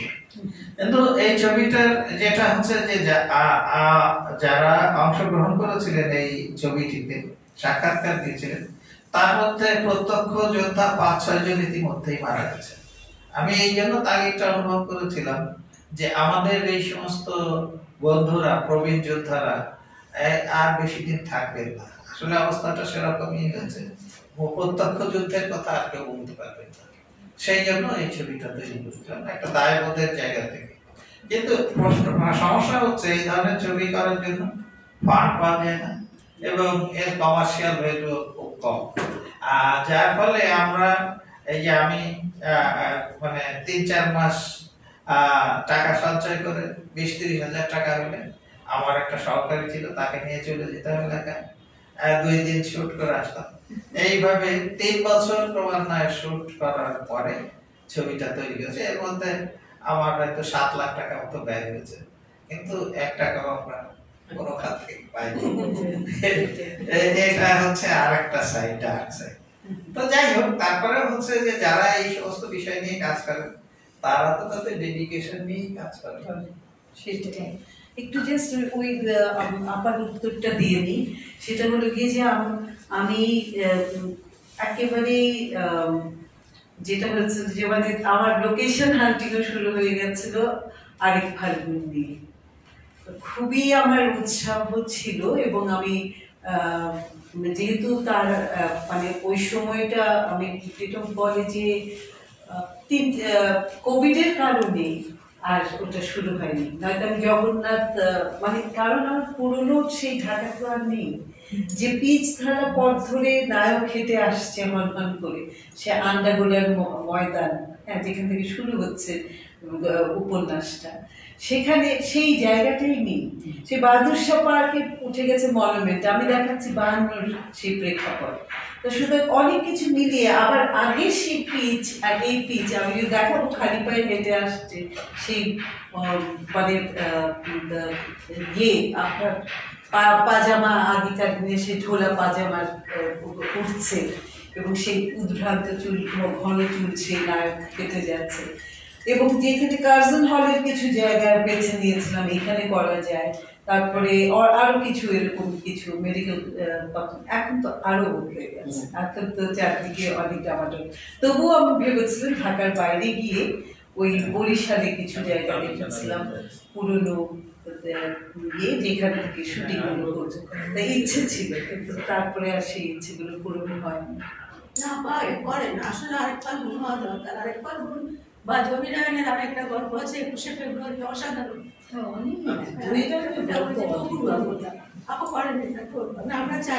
আমার একটা ইচ্ছে আছে, সেটা আমি জানি না আদৌ করতে পারবো কিনা, জহির বায়োপিক করার ইচ্ছে ছিল। কারণ তাহলে একটা মানুষকে দিয়ে আপনি কতগুলো অধ্যায়, তার যে ওই সময় এমনকি দেশ বিভাগ সবকিছু মিলিয়ে তারপরে যে একদম 71-72 যে মানুষটা চলে গেল, এই পুরো স্প্যান অফ আমি ইতিহাসটাকে তুলে নিয়ে আসতে পারবো, অনেকগুলো দিক, হ্যাঁ, আনা যাবে সেখানে। এইটা ইচ্ছে ছিল খুব, দেখা যায়, জানি না সম্ভব হবে কিনা। সম্ভব হবে না, আমরা আশা রাখি। আসলে তো অনেক কিছুই আলোচনার আছে, এনার কিছু আলোচনা তো শেষ নেই। আলমগীরের দুটো ডকুমেন্টারি ছিল, ওইটা নিয়ে বললাম। ইনফ্যাক্ট ওনার ওই জহিরায়নের ফুটেজ, আলমগীর কবিদের ইনভলভমেন্ট, এইগুলো নিয়ে 4টা ডকুমেন্টারি হয়েছিল ওই সময়। জেপি ওনার দুটো যেটা বার্থ অফ আ নেশন, তারপরে প্রোগ্রাম, লিবারেশন, ইনোসেন্ট মিলিয়ন্স আর innocent millions, programmes in Bangladesh, একটা ছিল। ওনার মাথায় আরো ইন্টারেস্টিং অনেক কিছু ছিল, যেহেতু আমাদের শিক্ষক ছিলেন আর রামগোবিন্দ ভাই খুব স্নেহ করতেন আমাদের, মানে বন্ধুর মতো ছিলেন। তো অনেক রকম মারা যাওয়ার আগেও আমরা যখন ফিরলেন, অসুস্থ ছিলেন, রামনাথিক ফিরলেন যখন, তারপরে খুব হয়ে গেছিলেন, সেই সময় শুনেছিলাম যে গল্পটার কথা ওনার কাছ থেকে, যেটা করবেন আগলি আমেরিকানের মতো, হ্যাঁ, সেটা আমি এখনো বলতে পারি। আলমগীর কবির অসাধারণ মানুষ ছিলেন উনি। আপনার এখানে কথা বলছেন, আপনারা যে যারা আছেন, আমরা যারা আছি, আমাদের মনের মধ্যে আগুন জ্বালে, আগুন জ্বালে, এবং অসাধারণ শিক্ষক ছিলেন। আমি ওনার ক্লাস করেছি। প্রথম কথা হচ্ছে পারসিস্টেন্স অফ ভিশন, ওই সময় আমি বুঝতাম না ওনার, তা উনি মানে এমন ভাবে বোঝালেন আমার জীবনে পারসিস্টেন্স অফ ভিশন ভুল হয়নি। তো উনি মানে শুধু কথাই বলতেন না, শেখাতেনই না, মানে শিক্ষার্থীর ভেতরে চলে যেতেন এবং সে ওইভাবে উৎসাহিত। নিজেও তো অনেক আন্দোলনের সঙ্গে যুক্ত ছিলেন তো। আর মানে ওই সময়টা চলচ্চিত্র একজন চলচ্চিত্রকার বলে পারে যেটা যার কাছ মানে যেটা খুব গুরুত্বপূর্ণ আমার মনে হয় সেটা হলো গিয়ে যে গোটা পৃথিবী এবং তার যে সংগ্রামগুলো বিভিন্ন ধরনের, বিশেষ করে মানুষের যে মানে স্বাধীনতার সংগ্রামগুলো, সেগুলোকে বোঝা, অন্তর দিয়ে বোঝা। বিশেষ করে যদি মার্কসিস্ট হয়ে থাকে, সমাজতন্ত্র, উনি তো মার্কসিস্ট ছিলেন। হ্যাঁ, উনি মার্কসিস্ট ছিলেন, লন্ডনে এই টাইপ করতেন। তারপরে বাংলাদেশের জন্য স্বাধীনতা সংগ্রাম অর্গানাইজ করেছেন প্রথমে, সেটা চলচ্চিত্রকার হিসেবে এইগুলো প্লাস পয়েন্ট। তারপরে উনি তো প্যালেস্টাইনের যুদ্ধে অংশগ্রহণ করেছেন, কিউবাতে গেছেন ওখানকার যুদ্ধে ইয়ে করার জন্য। ওনার জীবনটা তো একটু অন্য টাইপের, সাংবাদিকতা করেছেন। তারপরে উনি প্রথম যিনি হচ্ছেন ইংল্যান্ডে চলচ্চিত্র নিয়ে পড়াশোনা করেছেন। তার আগে তো আমাদের এখানে ওই অর্থে যে প্রপার শিক্ষা নিয়ে চলচ্চিত্র করতে আসা, সেটা তো হয়। তার মধ্যে ওনার এই চেতনা আছে, সেই সব প্লাস পয়েন্ট। আচ্ছা, একটু আমরা আসবো যে নতুন প্রজন্মের মধ্যে যে প্রবণতাগুলো হচ্ছিল দেখার জন্য, এবং পুরনো থেকেই আসা যে এখানে উষাপা আছেন, মানে টুটুল ভাই কিন্তু একটা স্প্যান এই সব কিছুর মধ্যে দিয়ে এসেছেন। তারপর যে কালবেলাটা যেটা শেষ করতে আধিয়ারটাও কিন্তু খুব আধিয়ার, তারপর ওনার যে ছবিগুলো, হ্যাঁ, তাই মানে আমি যেটা বলতে চাচ্ছি যে রাজনৈতিক চেতনার একটা খুব গুরুত্বপূর্ণ ব্যাপার আছে। ইতিহাস চেতনা, রাজনৈতিক চেতনা, সমাজ সংসার, দেশটাকে জানা, স্ট্রাগলটা, এইগুলো থাকলে সবকিছু মিশিয়ে চলছে। সেটাই, সেই জিনিসটা তো ওর ভেতরে ছোটবেলা থেকেই ছিল। এখন আমি শামীমা আপাকে প্রশ্ন করতে চাই যে এখনকার পরিস্থিতিকে দেরি হয়ে যাচ্ছে, না না না ঠিক আছে, এখনকার পরিস্থিতি, এখনকার যুব সমাজ, তাদের উদ্দেশ্যে আপনি কি বলবেন? চলচ্চিত্র এবং একটা বিশেষ সংস্থার মধ্যে তো আমরা আছি। আমার প্রথমত যেটা হলো গিয়ে আমার কাছে মনে হয় যে যদি প্রেমও দেখাতে হয়, মানে শুধু প্রেমের উপরেই চলচ্চিত্র, সেটাও কিন্তু একটা রাজনৈতিক ব্যাপার আমি মনে করি। পার্সোনাল পলিটিক্যাল সেই কনটেক্সটগুলো, সেই যে দ্বন্দ্বগুলো, যে দ্বান্দ্বিক জায়গাগুলো আছে। এখন যেটা হচ্ছে যে আমরা তো অন্যভাবে দেখে এসেছি, আমরা হলাম কি সেই কোল্ড ওয়ারের প্রোডাক্ট। মানে আমরা দেখেছি মানে পোস্ট বিশ্বযুদ্ধের পরে, পরবর্তী দ্বিতীয় বিশ্বযুদ্ধের পরে আমাদের অনেক বেশ পরে জন্ম হওয়া, মানে বড় হওয়া, হয়তো ভাষা আন্দোলন দেখিনি কিন্তু পরবর্তী যা কিছু দেখে এসেছি, রাজনীতির মধ্যে দিয়ে আমাদের বড় হওয়া। এখন যেটা হচ্ছে যে আমরা রাজনৈতিক ওই চর্চাগুলো একেবারেই অনেকদিন সেইভাবে হয়নি। আমার মনে হয় না যে আগে যেভাবে আমরা ঘুরে ফিরে করতাম, এই এদের দরকার আদর্শবোধের জায়গাটা খুব শূন্য হয়ে গেছিল মাঝখানে। আদর্শের জায়গাটা, যেটা ছাত্ররা, সমাজের বুদ্ধিজীবীরা যে জিনিসগুলো চিন্তা করতেন, সেই জায়গাটায় একদম অন্ধকার। এই টাইমটাই তো পোস্ট আইডিওলজি এরা, হ্যাঁ, আসলে তো পোস্ট আইডিওলজি এরিয়াতে আপনি কিভাবে, মানে রাজনৈতিক শূন্যতাটা একটা একটা মানে মানুষের নৈতিক শূন্যতার দিকে নিয়ে যাবে। আমরা যখন বড় হচ্ছি তখন হচ্ছে যে সমাজতান্ত্রিক একটা চিন্তা ভাবনা ছিল। আমি বলছি সমাজতন্ত্র তো ভেঙে পড়লো, এটা আমার ধারণা।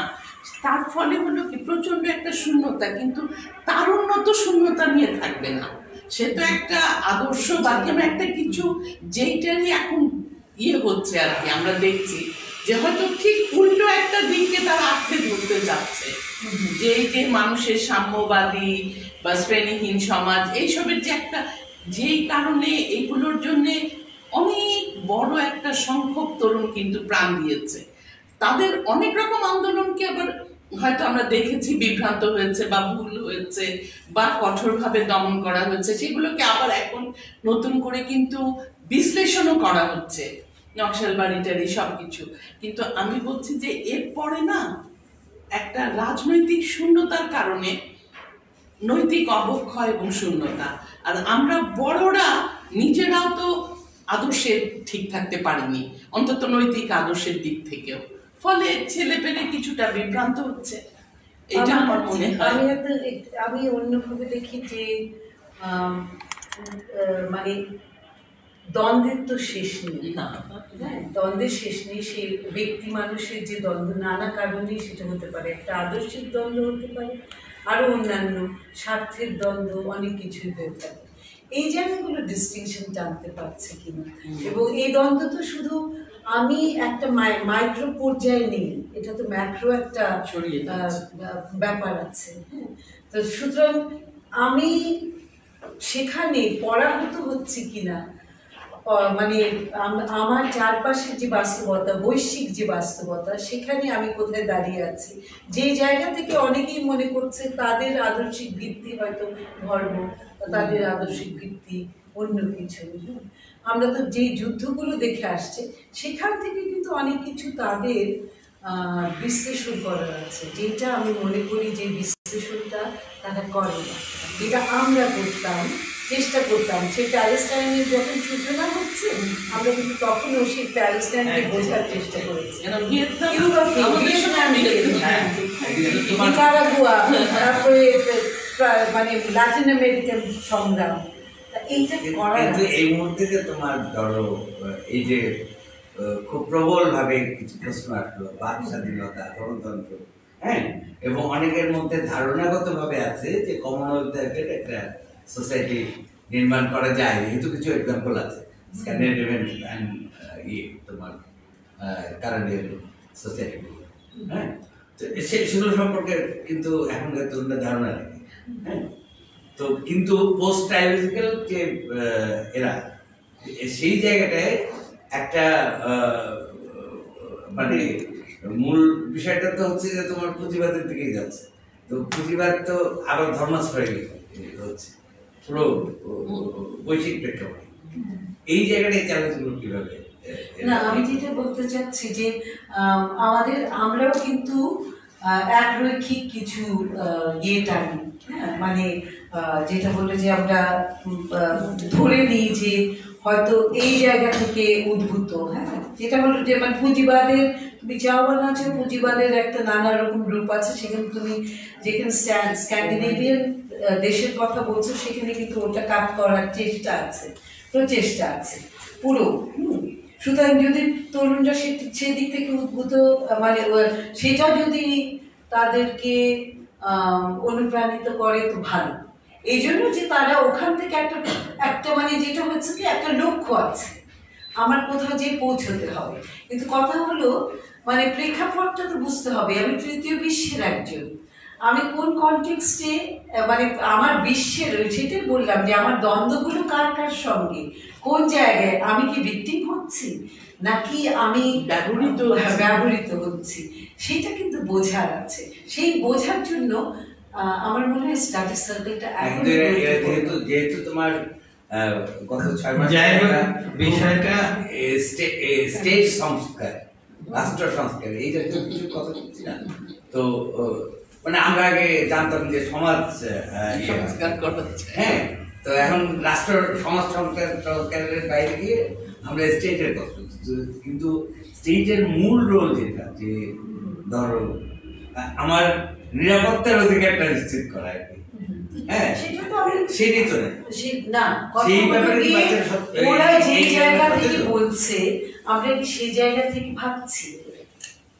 ওরা যে জায়গা থেকে বলছে, ওরা যে কনটেক্সট থেকে বলছে, আমরা তো মানে তরুণরা যে কনটেক্সট থেকে বলছে, হ্যাঁ, ওরা আমরা হয়ে যাচ্ছি, চাই বা না চাই। এই জন্য যে আমরা তো অন্য একটি ইতিহাসের পথ ধরে আজকে এখানে দাঁড়ানো, পরম্পরা আছে না, হ্যাঁ, কিন্তু পরম্পরায় তারা যে জায়গা থেকে বলছে তাদের মতো করে সারা বিশ্বের যে যুব সমাজ, আমরা তো তখন আন্তর্জাতিকতাবাদের প্রেক্ষাপট থেকে বলেছি, যেখানে ছিল গিয়ে এস্টাবলিশমেন্ট যদি মানে পুঁজির পক্ষে হয় বা পুঁজিটাকে যতটা না, তুমি যেহেতু ইকোনমিক্সের ছাত্র তুমি খালি কনটেক্সটে ওটা টানো, কিন্তু ওভারঅল বোঝার জন্য যেটা যে মানে যাদের মানে প্রথম বিশ্ব, তৃতীয় বিশ্ব, এই যে কনটেক্সটগুলো, নর্থ সাউথ ডায়ালগ, এই কনটেক্সটগুলো পরিষ্কার ছিল, আমাদের পরিষ্কার করার চেষ্টা করতাম। এবং এটাকে কি করে উত্তরণ ঘটবে, আমি একটা ছোট্ট ক্ষুদ্র একটা পণ মাত্র পৃথিবীর বুকে, এরকম ভাবে বোঝানো হতো। তলাবিহীন ঝুড়ি, সেই তলাবিহীন ঝুড়ি থেকে কোথায় উঠে দাঁড়াবো, সেই যে পাইপটা ছিল অহমের, সেই মানে অহংকারটাকে কিভাবে গড়ে তোলা যায়, ওই কনটেক্সটে একটা ভিন্ন প্রেক্ষাপট থেকে আমরা দেখতাম। এই ছেলেপেলেরা যারা, ওরা কিন্তু স্বাদ পেয়েছে বিভিন্ন দেশে যাওয়ার, যখন তারা চায় কিছুটা হলেও তারা ওটা, এমনকি যারা আমি বলবো নিম্নবিত্ত, তারাও কিন্তু চলে যাচ্ছে বিদেশে। আমার মনে একটা ছোট্ট জায়গা না বলে পারছি না, সেটা হলো গিয়ে যে আমার মনে আছে যে আমরা একটা ইয়েতে গেছি, মানে এটা হরিরামপুর, এটা ওখানে যে নদীর পাড়ে দাঁড়ানো, তার একটা ছেলে ওখানে খুব চমৎকার ভাবে ও বালু তোলে। ওকে জিজ্ঞেস করছি বা কিরকম পায়, তো বলে টলে দেখা গেল 65,000 মতো প্রতি মাসে ও ইনকাম করে, মানে এগুলো তুলে। তো তখন আমি বললাম, কিন্তু আমি থাকবো। আমি তাহলে তো ভালো আছেন আপনারা, আপনি বলে 2 ভাই সৌদিতে আছে, ও যাবে মালয়েশিয়া।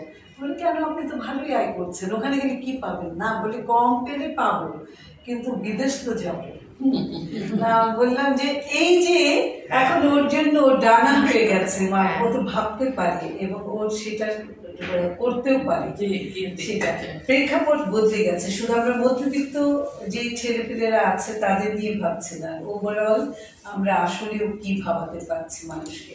চলচ্চিত্র কি আদৌ ভাবাতে পারছে? মুক্তিযুদ্ধের চলচ্চিত্র তো এখনো আমাদের ভাবায় যে এটা ভালো হলো কি মন্দ হলো, কি কনটেক্সটে দাঁড়িয়ে আছে।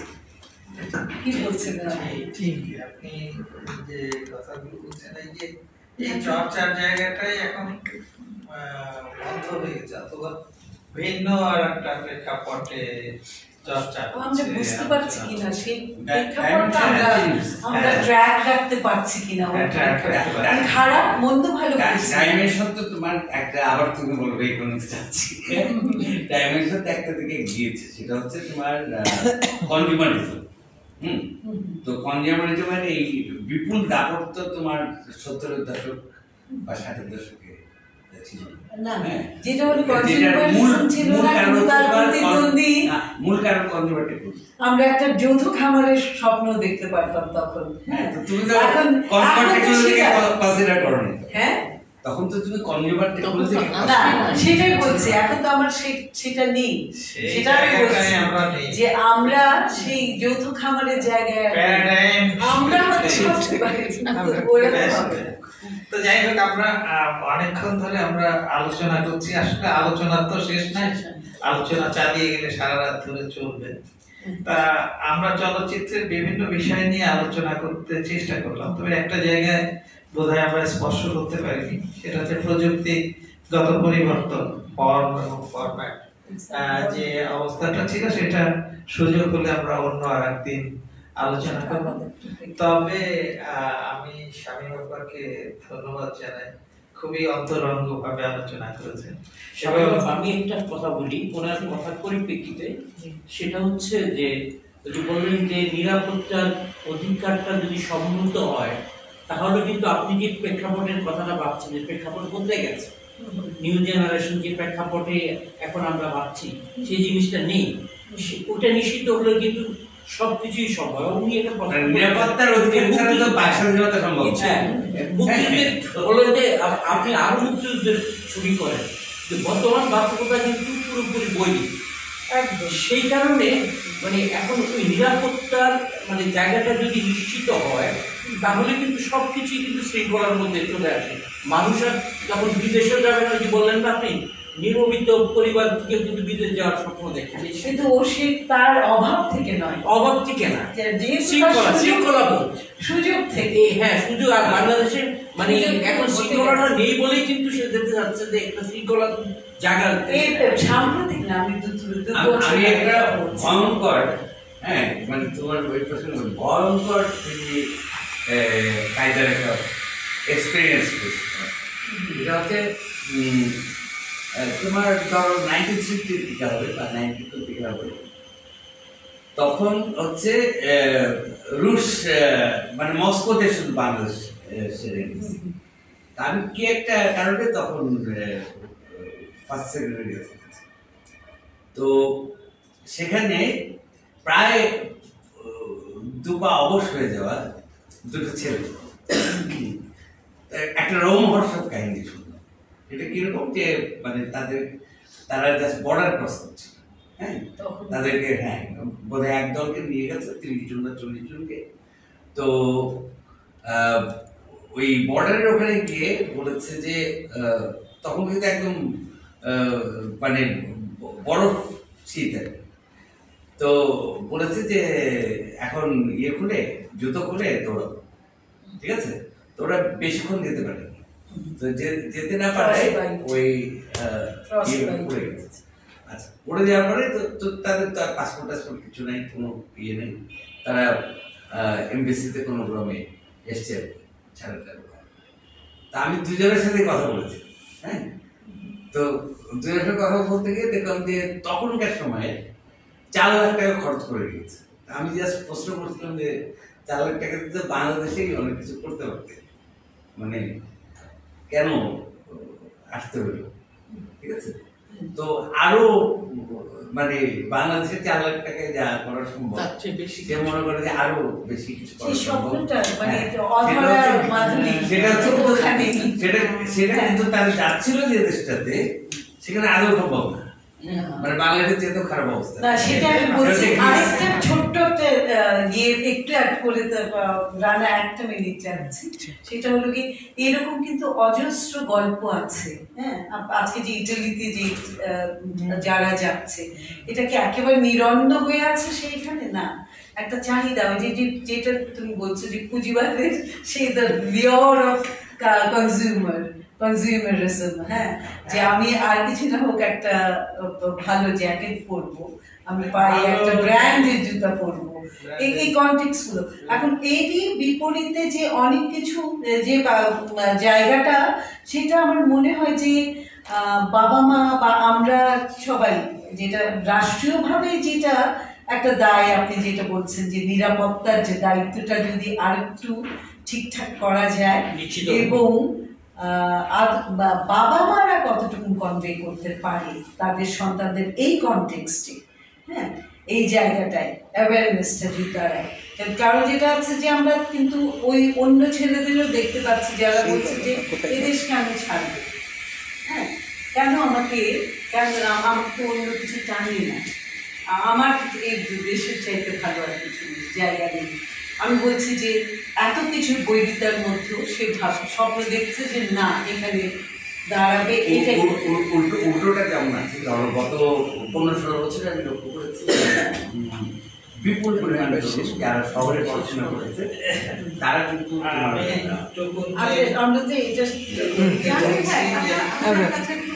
অর্থনীতির আলোচনা চলে যায় না।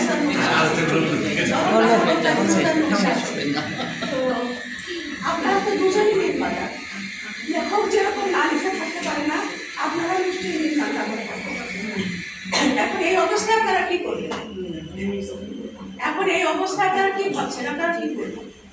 আমি আমার কিছুর কাছ থেকে দিক থেকে বলতে পারি যে আমি সিচুয়েশন পর্যবেক্ষণ করছি, এবং নিশ্চয়ই সবসময় পরিস্থিতি একরকম, এবং আমরা আমাদের থেকে যখন পরিস্থিতি একরকম হয়ে যায় তখন বিকল্পভাবে আমরা আমাদের পথগুলি মানার চেষ্টা করি, হয়তো সেদিকে আগাতে হবে। ওই জহিরাহানদের মতো এখন আমাদের ইঙ্গিতে আকারে কথা বলতে হবে।